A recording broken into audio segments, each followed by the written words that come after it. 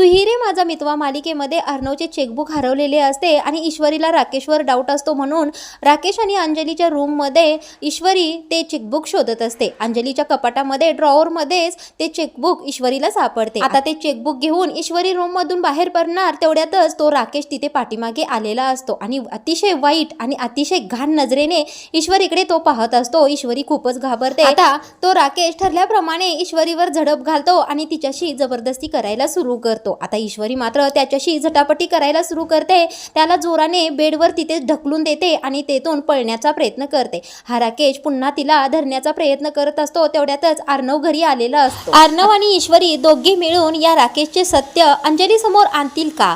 तर या राकेशने सात्विका फॅशनच्या चेकबुकवर खोटी सही अर्णवची केली आहे हे अर्णवला लवकरच समजेल आणि अर्णव हे सत्य अंजलीला सांगेल का, हेच पाहणं खूपच रंजक ठरणार आहे.